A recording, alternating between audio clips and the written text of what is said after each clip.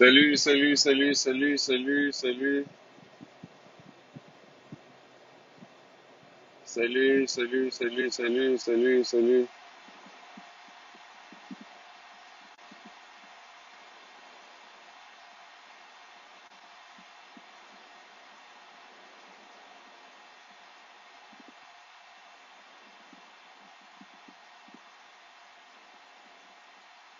salut, salut, salut, salut, salut.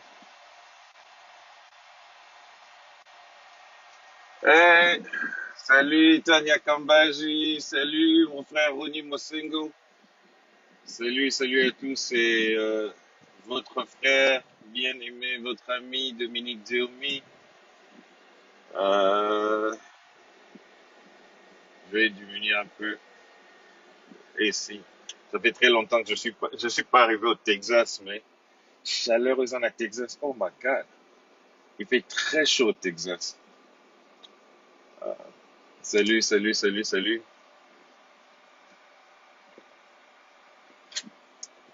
Il faut pas oublier de s'hydrater, comme la moi, maille.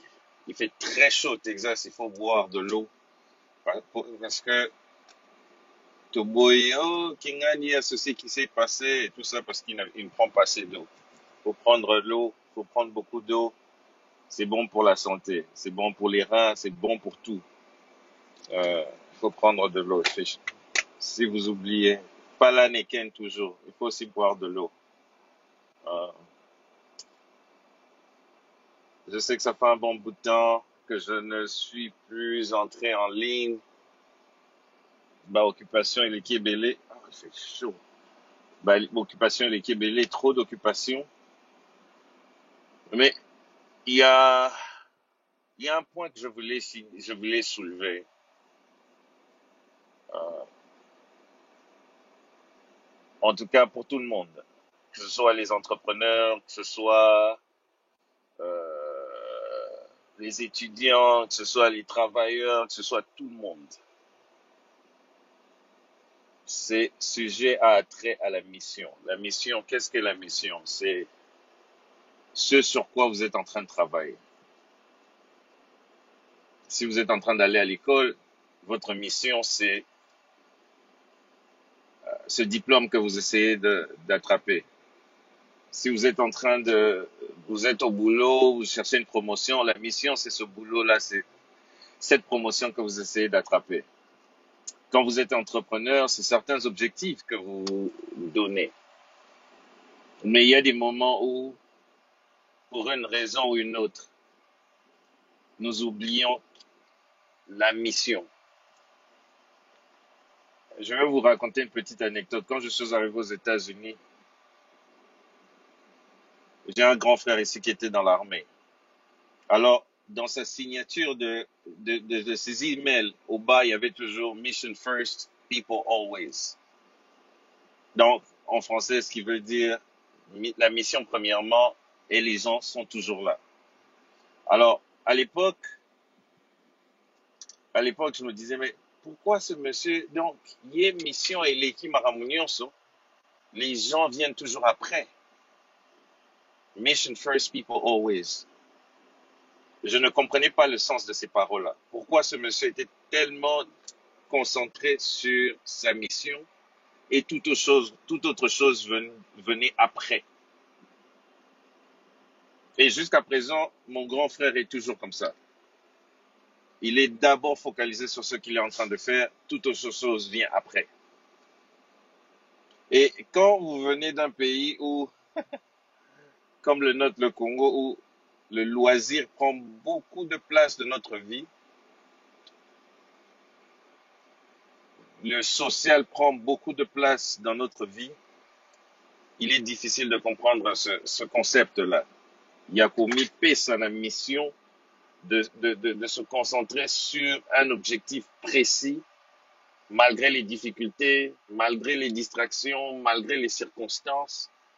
Il nous est difficile des fois de comprendre ce concept qui est pourtant essentiel à la réussite, la concentration sur la mission. être focalisé sur la mission. De toutes les années que j'ai passées aux États-Unis, à observer, à étudier les gens qui ont réussi, les gens qui arrivent à faire des grandes choses, je me suis rendu compte d'une chose. C'est que les gens qui réussissent, ce ne sont pas les gens les plus intelligents.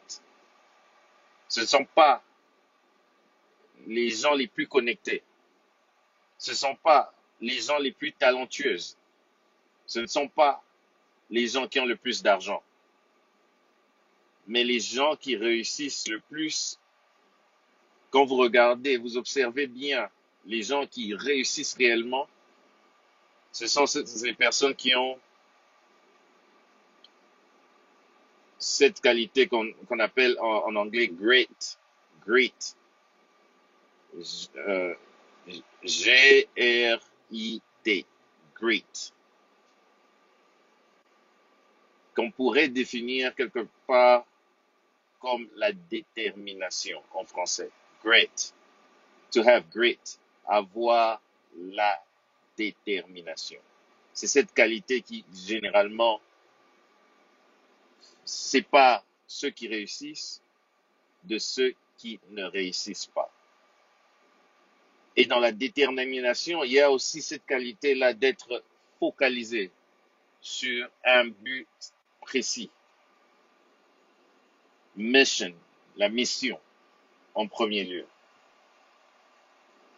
Peu importe les échecs qui arrivent, peu importe les obstacles, être concentré sur ses objectifs. Salut Do, la discipline, avoir cette discipline-là, de se concentrer sur la mission. Et quand nous regardons ce qui ne va pas chez nous, généralement, nous n'avons pas cette discipline-là. De nous priver pour le présent, pour que l'avenir soit meilleur. Aujourd'hui, nous sommes comme une génération sacrifiée.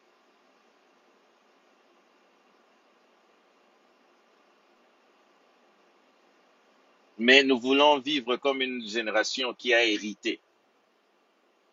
Je parlais une fois avec un de mes mentors qui me disait, « Oh, tu fais partie de la première génération des gens de ta famille qui sont aux États-Unis. » Oui, un tout petit peu. Merci, Mbuta Kisuki dit Albert. Tu fais partie de la première génération des gens de ta famille qui se retrouvent aux États-Unis. C'est vrai qu'il y a mon grand frère, il y a un de mes grands frères qui était ici.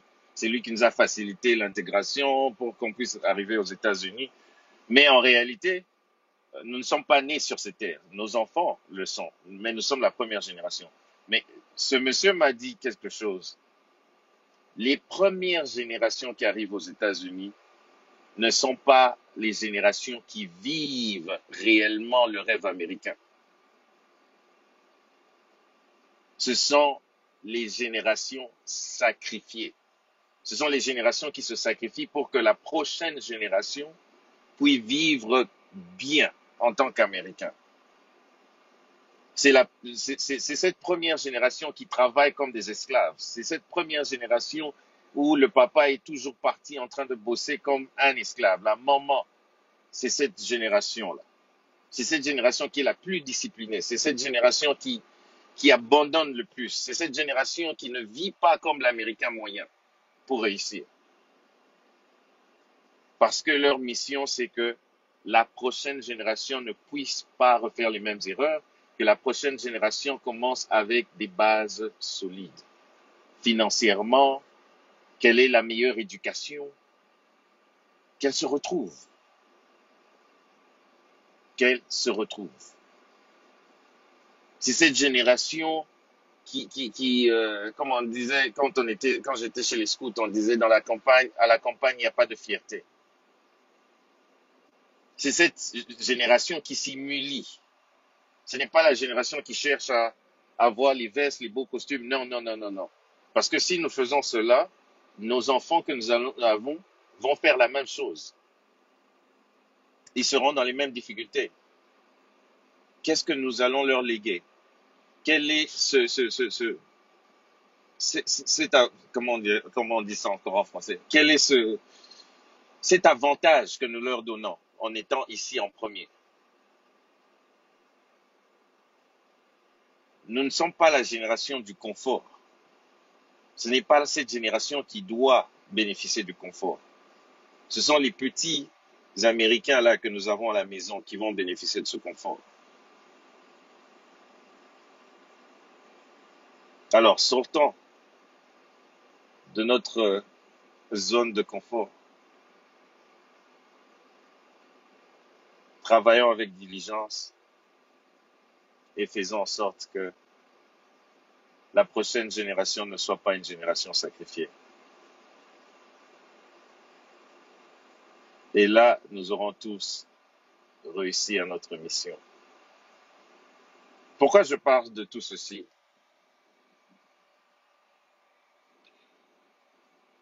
Je vais expliciter. D'abord, je vais vous donner les circonstances qui font que je suis. Normalement, je devais prendre à peu près 8 jours de vacances. Et je suis arrivé à Dallas le vendredi, mais je ne me suis pas encore repu parce que j'essayais de rencontrer le plus de personnes, essayer de faire le plus de choses que je n'ai pas pu faire pendant que j'étais en dehors de Dallas. Mais aujourd'hui, bizarrement, je me trouve encore derrière le volant du camion. Qu'est-ce qui se passe? Il y a un de mes gars qui m'appelle. Ah, je suis à Dallas, je devrais livrer, mais il y a quelque chose qui est arrivé. Alors, qu'est-ce que je fais? Je sors de mon repos, je vais trouver là où il a déposé le camion, je prends le camion et me voici ici en train de livrer la marchandise pour que notre client soit content. Et puis après, c'est quand je pourrai remettre le camion et me reposer. C'est ça aussi la mission. Sacrifice, discipline, le respect de la parole donnée. Nous avons dit que cette marchandise allait être livrée aujourd'hui. Et peu importe ce qui arrive, cette marchandise va être livrée, est en train d'être livrée aujourd'hui. C'est un ingrédient indispensable euh, en tant que personne, en tant qu'entrepreneur. Ce que vous avez dit que vous allez livrer doit être fait dans les délais.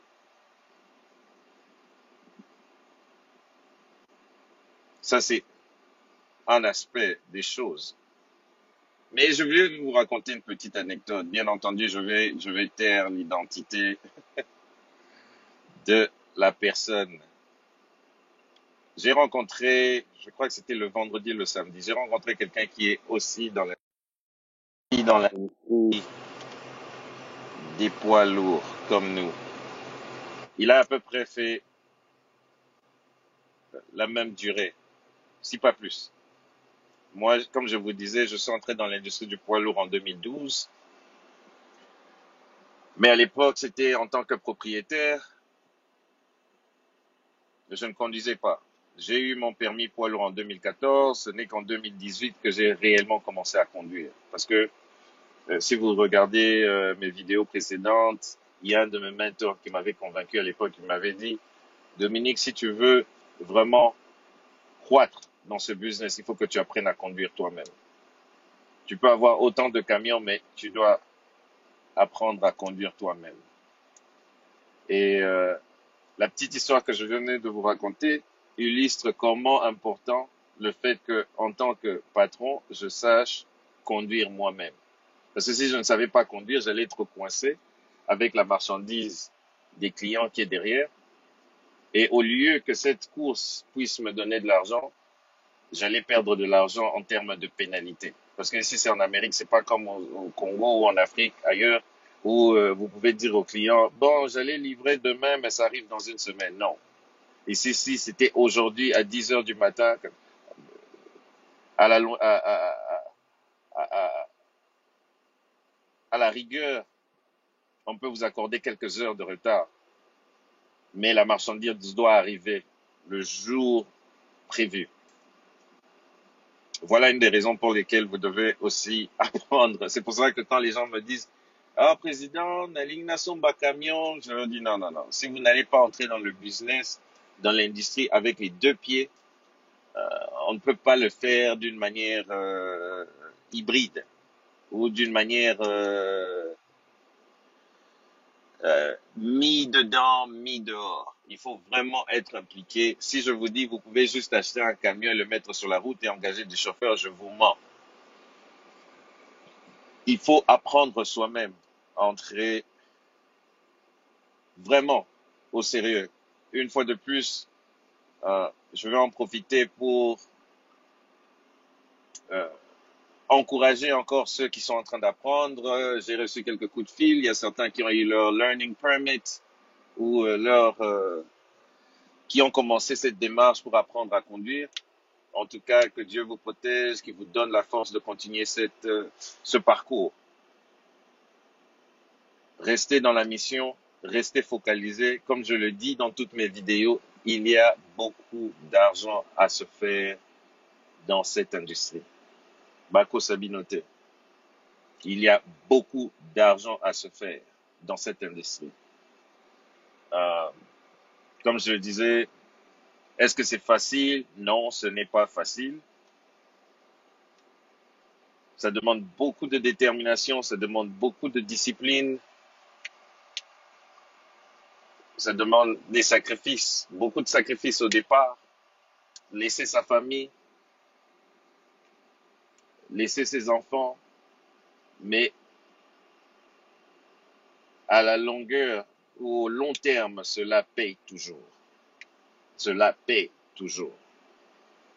Cela paye toujours. Quand vous savez les objectifs que vous vous êtes donnés et que vous avez cette discipline et cette détermination, vous pouvez faire des grandes choses dans cette industrie. Comme je disais, j'ai rencontré un ami, un frère, l'autre jour. Il dit, mais comment es-tu en train d'acheter autant de camions? Comment est-ce que tu es en train de faire tout ceci? Je- Alors il me dit, parce que lui, il avait un camion depuis 2011 et il a toujours un camion jusqu'à présent. Alors je lui ai dit, non, je ne vais pas te minimiser, mais il faut que tu saches que j'ai fait 4 ans. 4 ans de sacrifice. 4 ans pendant lesquels je n'ai presque pas dormi dans mon lit un mois d'affilée. Où j'étais tout le temps parti, soit sur la route, soit euh, dans les champs de pétrole.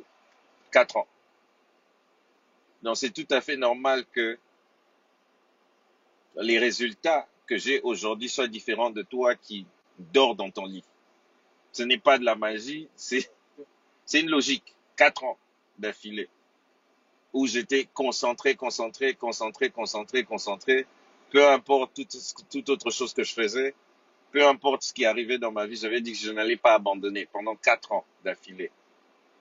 Et aujourd'hui, je me retrouve dans la situation où je suis et j'ai le plaisir d'annoncer que ceci est ma dernière année sur la route. Parce que j'arrive au point où ça n'a aucun sens pour moi d'être derrière un volant. Il faut que je me concentre plus sur le côté administratif de la chose. Malgré que j'adore conduire, j'adore visiter tous les États que je visite. J'adore aller dans tous les parcs que j'ai visités, toutes les villes. J'ai fait plus de 817 villes, 817 villes cette année aux États-Unis, 48 États, presque tous les parcs nationaux, toutes les grandes routes, toutes les grandes villes, partout. C'est tellement beau, j'ai tellement des images que je n'ai même pas le temps de poster. Euh, c'est une joie de conduire, surtout quand on maîtrise la conduite. C'est une joie de conduire. C'est vrai que c'est dur d'être loin de sa famille, mais on voit des merveilles sur la route. Je vois mon frère Luc qui était là, qui conduit aussi. Nous voyons des merveilles sur la route. C'est très beau, les routes, les infrastructures, les différents climats, les différentes végétations, les plages, les montagnes, les vallées, les fleuves. Tout ça, c'est beau à voir. Euh, Bien entendu, ce qui est encore meilleur, c'est quand on regarde son compte en banque. C'est quand on regarde son compte en banque, qu'on est on a la possibilité de faire pour soi-même, pour sa famille, pour sa communauté, pour les gens qu'on aime, ça, c'est encore meilleur. Alors, sur ce, je voudrais encourager ceux qui sont en train de poursuivre une certaine mission, que ce soit dans le domaine des camions, que ce soit dans le domaine, dans tout autre domaine, restez focalisés sur la mission. Il y a un prix. Il y a un prix à gagner. Restez focalisés sur la mission. Peu importe les circonstances, peu importe les difficultés, restez focalisés sur la mission. Et encore une fois, nous engageons toujours. Si vous avez des frères qui cherchent à apprendre, vous avez des frères qui ont un permis, qui sont dans une compagnie qui ne leur paye pas bien, nous engageons. C'est vrai que la dernière fois, j'avais dit qu'on avait engagé 10. Il y a plusieurs personnes qui m'ont appelé pour me dire, oh, président, on dirait que vous avez déjà assez de chauffeurs. Non, nous engageons toujours. Si vous connaissez quelqu'un qui veut vraiment faire de l'argent, qui est sérieux, nous engageons toujours. Si vous avez un frère qui est dans une de ces grandes compagnies qui ne paye pas les gens très bien, dites-leur que votre frère Dominique Dio m'y engage et il paye très bien. Euh, c'est ça le message. Que Dieu vous bénisse tous. À plus tard.